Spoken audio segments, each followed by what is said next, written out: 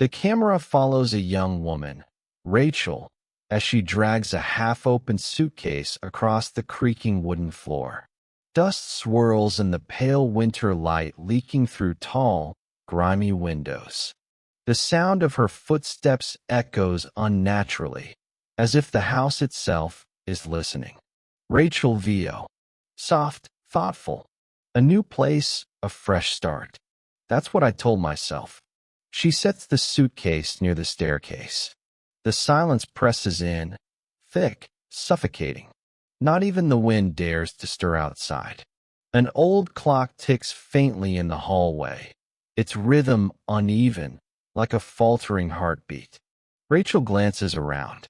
Wallpaper curls away from the walls, brown stains bleeding through in strange, uneven shapes. The corners of the ceiling are swallowed by damp shadows. She forces a nervous smile, but her eyes keep drifting toward the darkened stairwell. Rachel, whispering to herself, "It's just old. That's all." A faint creak echoes upstairs. Rachel freezes, her breath catching. She tilts her head, listening, eyes fixed on the ceiling. The sound comes again, softer this time, like slow, deliberate footsteps. Then silence. Her throat tightens. She lets out a shaky breath, forcing herself to move.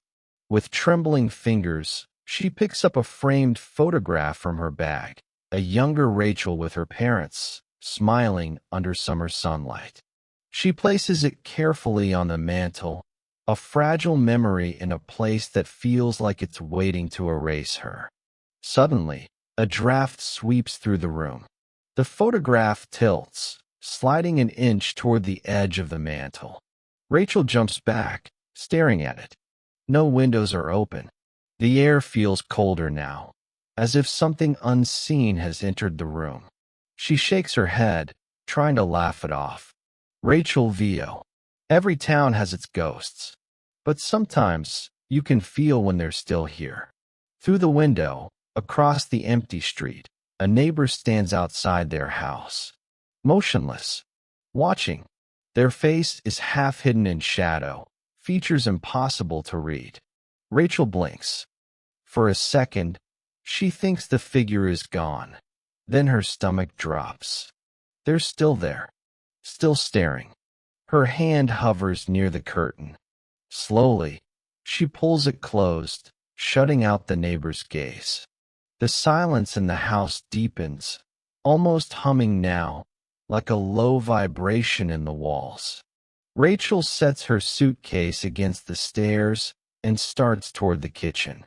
The floorboards groan under her weight, each step sounding louder than it should. She pauses in the doorway, staring into the dark kitchen beyond. A smell lingers in the air, damp wood, rust, and something else. Sweet, faintly rotten. The lights flicker. Once, twice, then hold steady. Rachel swallows hard, her hand brushing the wall for balance. She whispers again, softer this time, almost as if she's trying to convince herself more than anyone else. Rachel, it's just old. That's all.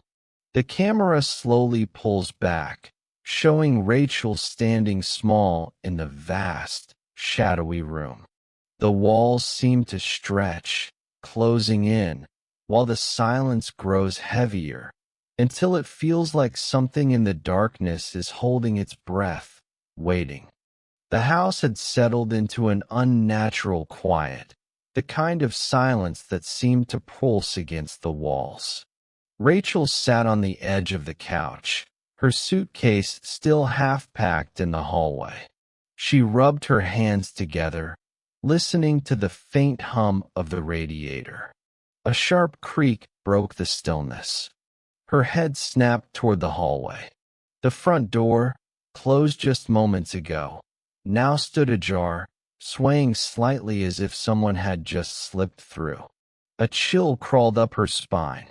She walked to the door, pushed it shut, and slid the lock firmly into place. When she turned back toward the living room, Something moved in the corner of her vision, a shadow slipping quickly across the wall. She spun, eyes darting to the empty corner. Nothing there, just peeling wallpaper and an old wooden chair. Her breathing quickened. She forced herself to laugh, though her voice trembled. It's nothing, just me being jumpy. The floorboards above her groaned.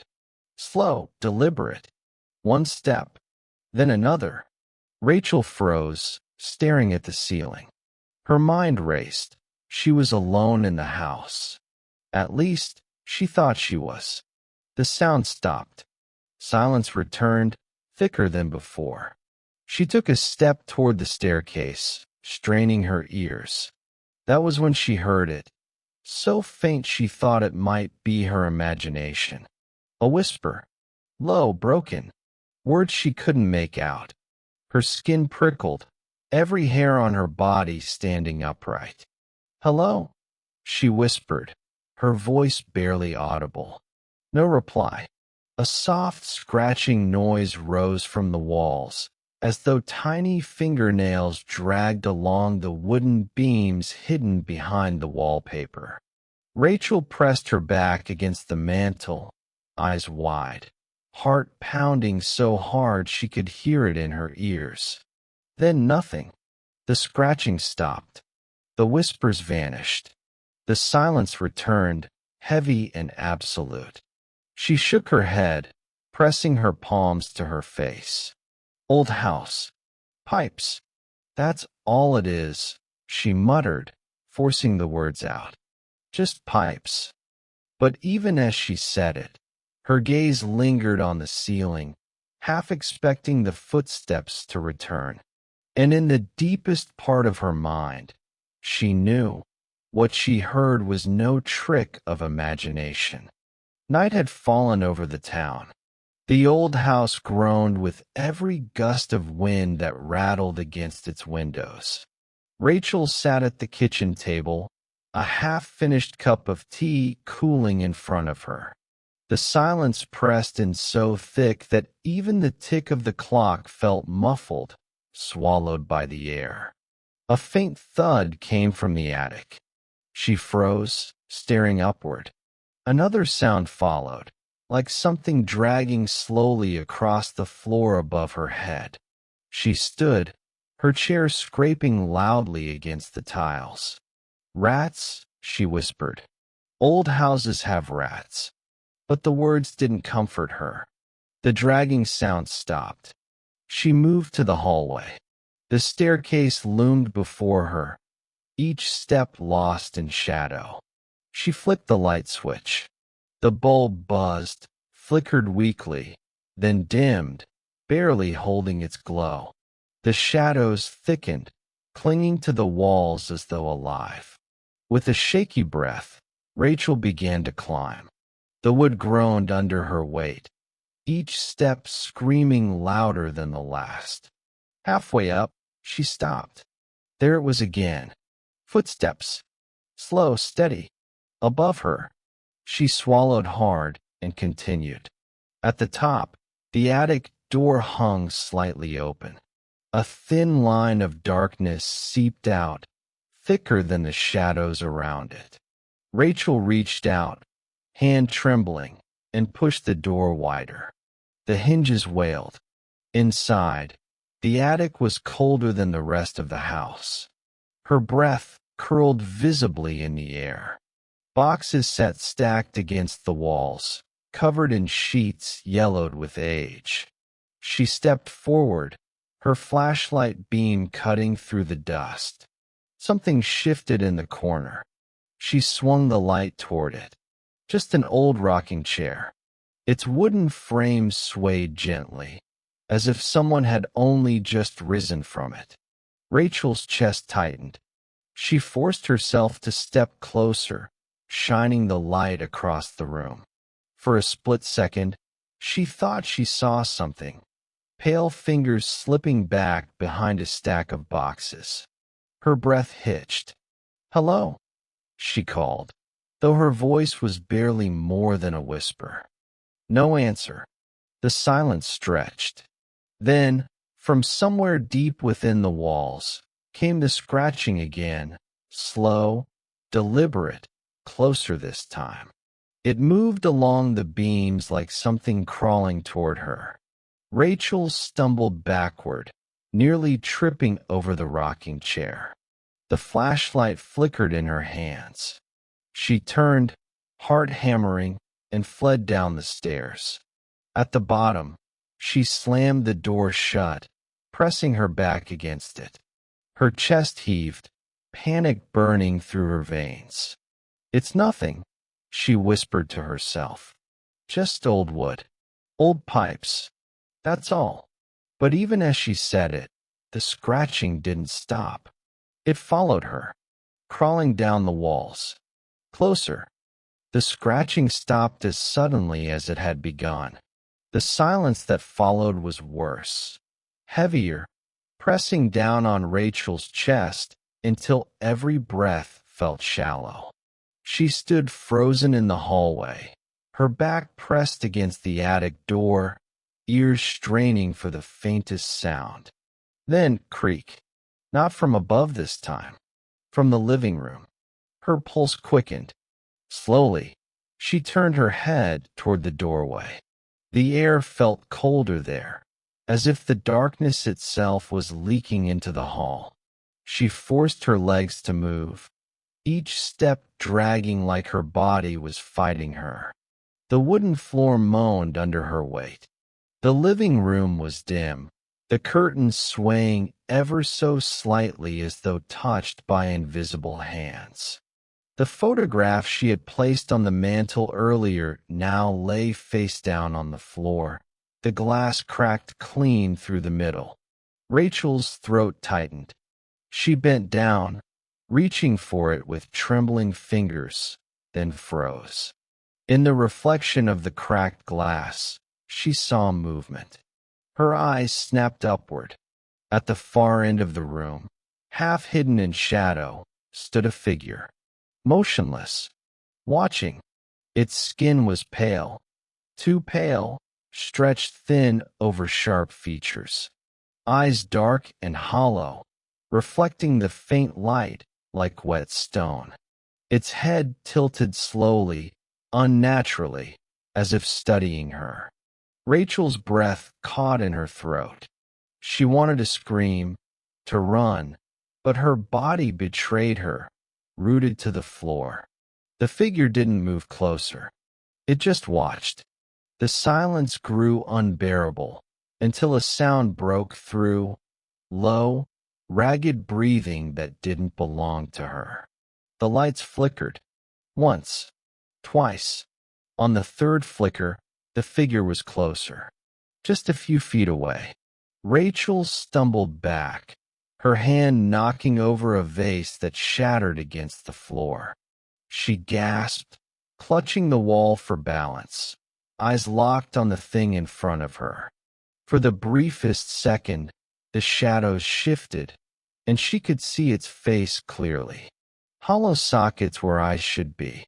A mouth stretched too wide, lips cracked and torn, as if frozen mid-scream.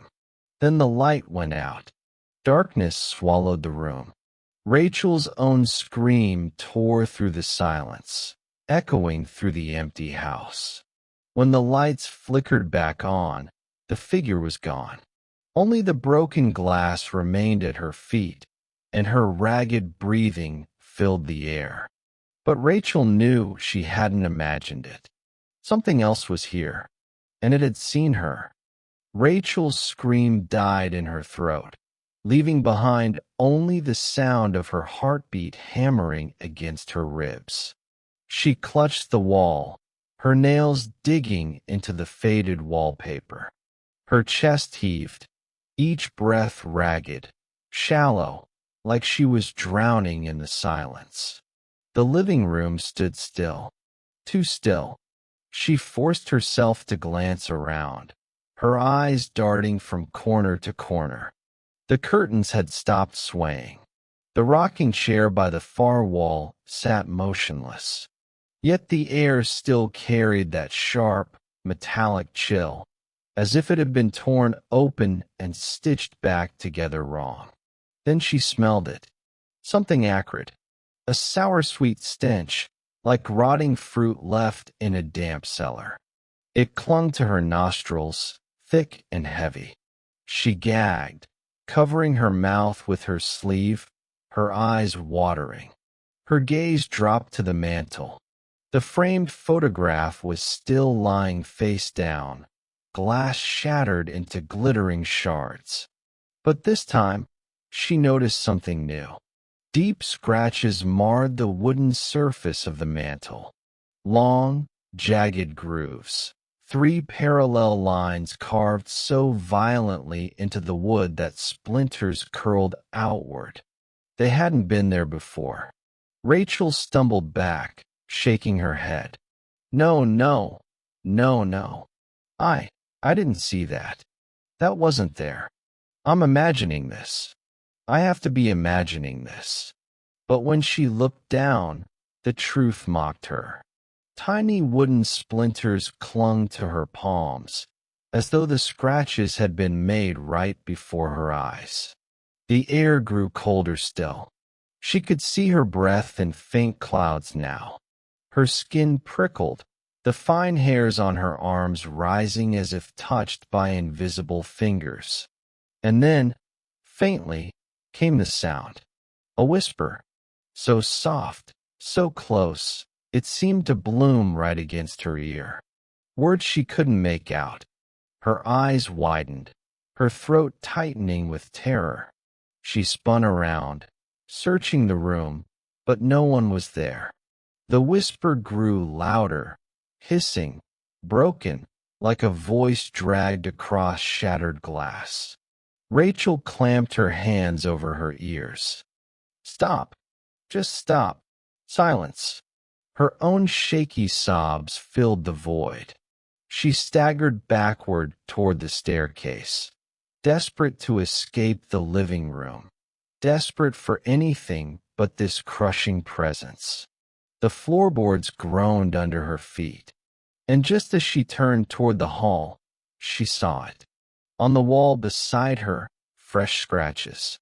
Not carved in wood this time, but dragged deep across the plaster. White dust crumbled to the floor. The marks were long, uneven, and still fresh. Rachel's stomach dropped. Her hands trembled violently, her voice barely a whisper. It's here. The house seemed to exhale around her, the walls sighing with a sound too human to be the wind. Rachel didn't wait. She bolted up the stairs, her footsteps frantic, echoing through the hollow rooms. But even as she fled, she knew she wasn't running away. She was running with it, because whatever was in this house was already following her. Rachel's scream rips through the house. The lights flicker once, twice, then black out. Silence. Morning light spills through the windows. The suitcase still waits by the stairs. A cold cup of tea sits on the table. Rachel is gone. Deep scratches scar the walls. Fresh, jagged, waiting. The upstairs curtain shifts. A shadow moves behind the glass.